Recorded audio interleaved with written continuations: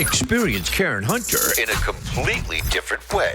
Karen Hunter is awesome. The podcast. If you like me on SiriusXM Urban View Channel 126, you're going to love me. And Karen Hunter is awesome. Hey, this is Karen Hunter, host of The Karen Hunter Show on SiriusXM's Urban View. Karen Hunter is awesome is an actual podcast to bring heat and energy and knowledge and power. A 1-2 punch that I don't think you get anyplace else. Tell the truth. Check out the podcast wherever you get your podcast. You will not be disappointed.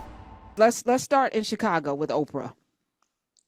Okay. I did not watch because I think that this is folly and it's unserious. But apparently the Blue Origin spaceship went into space. I knew in passing because, I've been seeing things online about Gayle King going, and that's when I knew it was really unserious. Katy Perry, Jeff, and then let me say this. And again, this may be triggering. You can call up and challenge me, but I think it's time for us to have real conversations about people that have been put in places for a reason. And this is my litmus test to everybody that is famous and in a place. Are they helping? Are they helping? Are they moving the needle? Are they challenging the status quo? Are they challenging what's wrong? Or do they sit quietly on their hands and are an avatar for the nonsense? This, to me, was so poetic, and I titled it on my script, Space Cadets, because in many ways, you got Katy Perry, Gayle King, Jeff Bezos' fiance. I don't know this woman, and why does she deserve to go to space? And some other rich philanthropist, so her name is Lauren Sanchez. You had filmmaker Carrie Ann Flynn. And their thing is all women. The time to care about all women was November. This right now is cosplaying. Y'all are playing in our faces while the country is under siege. We are in a coup right now. We are under siege. This is a problem. And y'all are celebrating, oh, is she scared? And then Oprah told her to go. And then Oprah out there crying. Why aren't you in the spaceship? Like, if it was that important for Gayle to do it, and why are we talking about this? Oh my God. So I was so mad. So mad at the same time. It's our fault because we allow this by putting people on pedestals that don't deserve, so she can ask good questions. Maybe she's good at interviewing. What is it? Okay, she showed up for Obama. That was good. Kim, please. Yeah, so she has school. I'm not talking about individual pursuits. We're in a time right now. I haven't heard you say one word about the time that we're in. But you're out there crying about some damn spaceship going to where? Space. We got problems here on Earth. And trust, they want to colonize space. We won't be on any of those spaceships. Okay? It'll be a handful of rich people circle jerking one another and patting each other on the back, which is what I saw. And Katy Perry sang in space, and it was, you sit down somewhere. I'm so sick of this. 866-801-8255. I want to talk about Oprah today because it was a clip that is making its rounds because China is trolling us. China's trolling us. I'm here for it. They are putting out massive amounts of videos showing what the tariffs and the Louis Vuittons and the Birkin bags and what they really cost. Matter of fact, I have a little bit of a clip. I don't know if you can listen because it's more visual, but Smiz, let's try to play a little bit of this. This is one of the many clips that are going. The cost of a Birkin bag. This Birkin bag at Hermes boutique will cost you 38,000 USD. But what is the real cost out of the factory? Today, I'm going to break it down in front of you step by step. First thing first, Hermes only use the leathers from the 3 top-level suppliers. One is called Muti from Italy. And the second is Weinheim from Germany. And the third is Baz from France. Okay. One piece All right, of total leather. Smiz, so they have the words up so you can read along like the bouncing ball. But basically, by the time he finishes going through the leather, the thread, the buckle, the zipper, and all of that, we come to a grand total of $1,200 to make the bag in China.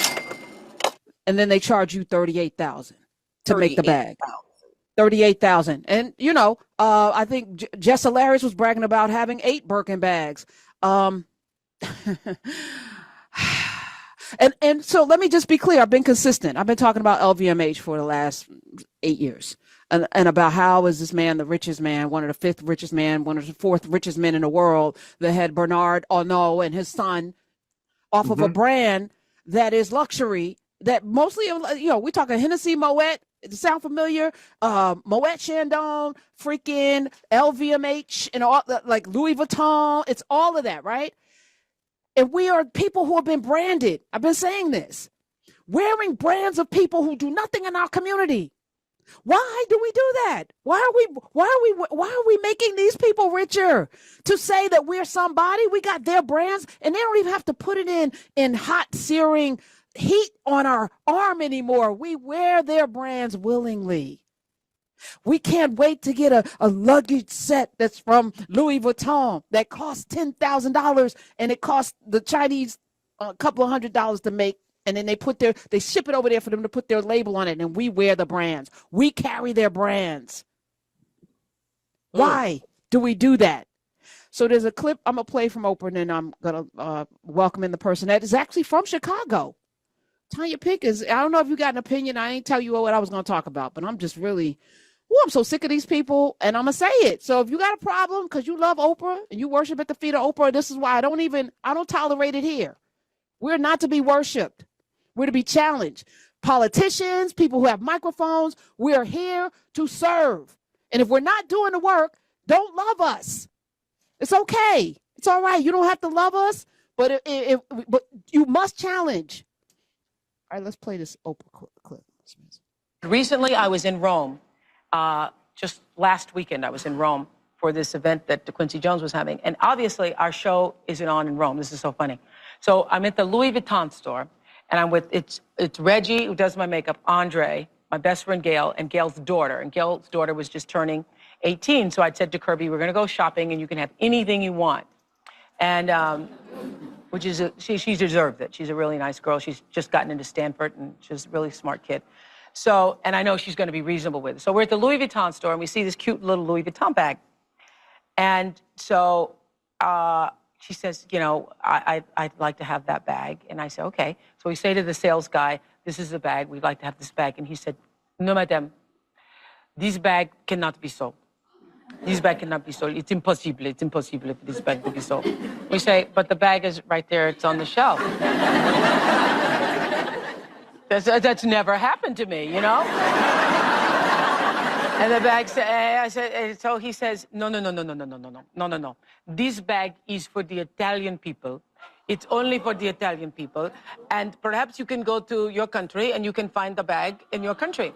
So then we're like, the bag is only for the Italian people? What kind of bull is that? But no, we don't, nobody says anything. We all just start like looking at each other. Like, did you hear what he said? And Gail said, they obviously don't get the Oprah show. He needs a sign. Okay, so we're stunned. So Reggie, who is a joke a minute, he goes, well, we need to go find some Italians to come in here and buy this bag. So we continue to argue with the guy, like, well, okay, well, what can we do? No. So we're like, well, can we see the manager? No. There's more. I'm going to play the rest, but I would love either one of you. Tyler Merritt is here. Tanya Pickens, I had a problem with, do they not know I'm Oprah? Like, chick, you should have a problem with them not wanting to sell to you. And you're still trying to negotiate with these motherfuckers that don't already disrespect they don't know you. But that means me, Tanya, Tyler, any other person walking in there would have to say, you're okay with that. Because they need to know who Oprah is. Oh my God. But it allows people to sort of like feel like they're like Oprah. They get to sort of buy into, even the richest people get oppressed. She didn't bring up the fact that the Louis Vuitton emblems come from the Maasai Kwele tribe, that's where their symbols are from. Stolen art. Right, stolen from them, and to say, wait a minute, it's for the Italians, but this is an African symbol on here. How's it for the Italians? Nothing. Okay. All right. I'm going to No, I I know. I'll keep going. I'm gonna Okay. jump in. All right. I'm gonna play the rest because I had another point that I wanted to make. But this, just wanted to pause there because they must not have the Oprah show, and that shouldn't matter. That shouldn't matter. Oh, okay. Finish this, Miss. I cannot disturb the manager because you cannot have this bag. You cannot have this bag. So by this time, we really want that bag. Why? This is the only bag I want in all the world. So actually what happens is he says, I convince him, no, the four of us convince him that you need to get the manager here. So he says, I will call the manager. I will call the manager and we can see if we can sell you this bag. And he calls the manager and he's like, does that. Still, we can't have the bag. So we go get our guide, Angelo, who is Italian. We bring him in. Would you please try to explain to the man that we like the bag and he's Italian? So then they get into this whole big thing and he's going, no, no, no, no, no. No. So then they bring the manager out and the manager finally says, we can have that bag. We can have the bag. So thank you very much. So then Kirby's standing there and she's just looking at the bag and she says,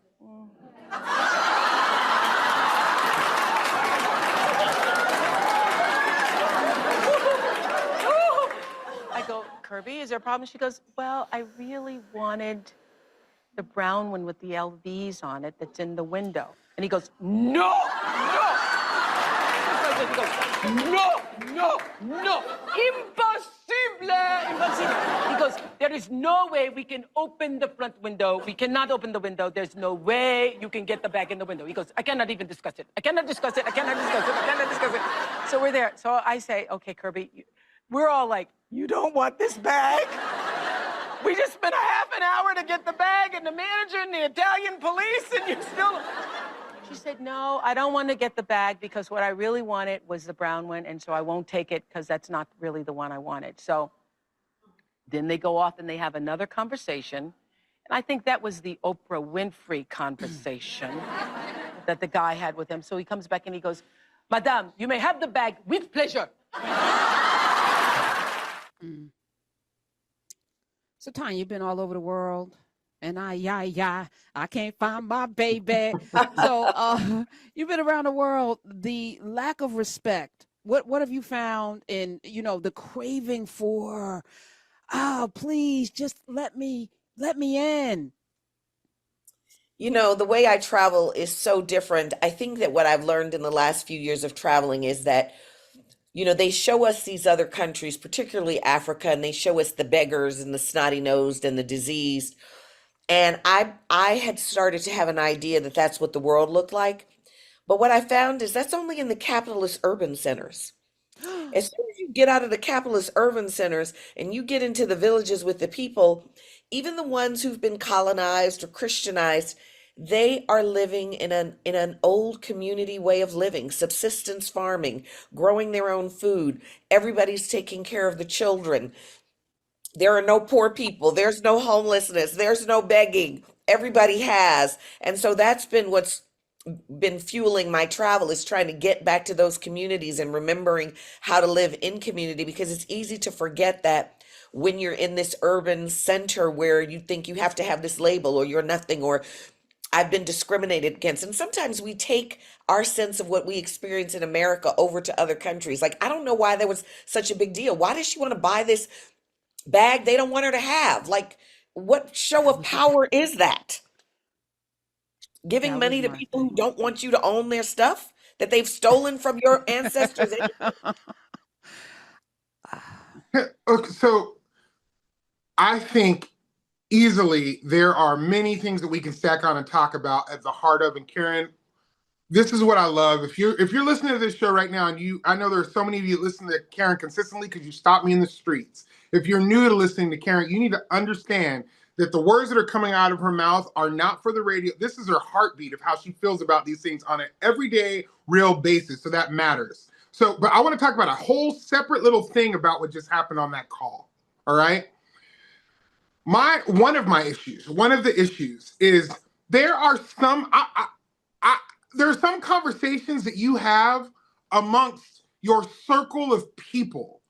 The idea that story was being told to a group of individuals that will never, ever, ever experience that thing. And the words were being used to talk about something that they'll never deal with. You got people that are in the audience that are going, I'm trying to buy some eggs. I'm trying to just walk into the store and find out, can I get those eggs? Let alone you're telling this story. And to me, that just feels like a story that you tell a certain group of people that doesn't leave your house. Now, the story might be jacked up, but you feel me? That's just one section that's wrong. But it's a way to connect to say, I'm oppressed too. That's really what the story's trying to do. Look, even me, I suffer. I'm oppressed. I'm just like you. No, you're not just like me because I can't buy a $38,000 bag. That's my whole rent for the year or something. And we also understand that those are your problems, right? Those are your problems. And we get that. But some stuff we just don't need to know about. Like, that's a story we just don't ever need to hear.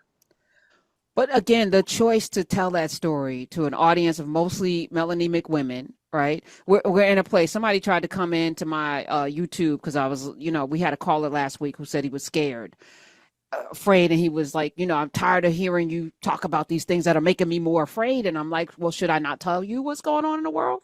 Would you prefer not to know what they're doing and how they can snatch somebody up, send them to El Salvador? And even if the Supreme Court says 9-0, which that means they agree, even the people he said, bring that man back, you're going to bring El Salvador, the leader, to say, I'm not bringing him back. And what can we do about it? Like, this is the condition, which means any of us can be snatched up and deemed a terrorist. Anybody. Deemed an enemy of the state, deemed somebody that's a criminal because it's only his word, right, that says that this man's a terrorist. We don't know that to be a fact. In fact, the Supreme Court said, bring him back. He's not. And I'm like, why don't we just hold this president of El Salvador here and say, well, we're going to hold you in America until he comes back. But of course, that won't happen. But our Congress certainly has the ability to do so. Do they? Do they? With this president? Why wouldn't they have the ability to do so? Because I believe that we're already in martial law. Like, agreed. It's a de facto, it's a cold martial law right now because we don't have a Congress that will step up and be a branch that will check. The Supreme Court tried, didn't work. There was a judge before them that said bring them back. They gave him immunity now, so all he can say is it's a presidential thing that he's done, and he's immune from all presidential acts. Right. Y'all gave him this power. Now you fed this dog gunpowder, and now you like, how's it biting and raging? Yeah, so we're in a time. I think we need to talk about it and be unafraid, but it also means that everybody should be scrutinized. Where do you stand on this? I was telling Tyler earlier, like there's no neutral. You're either with this bull crap or you're not. You're either with it or you're not. And if you're not, you better say something. You don't get a chance to sit on the sidelines. There's no sidelines in this. Experience Karen Hunter in a completely different way. Karen Hunter is awesome. The podcast. If you like me on SiriusXM Urban View Channel 126, you're going to love me. And Karen Hunter is awesome. Hey, this is Karen Hunter, host of The Karen Hunter Show on SiriusXM's Urban View. Karen Hunter is Awesome is an actual podcast to bring heat and energy and knowledge and power. A 1-2 punch that I don't think you get anyplace else. Tell the truth. Check out the podcast wherever you get your podcast. You will not be disappointed.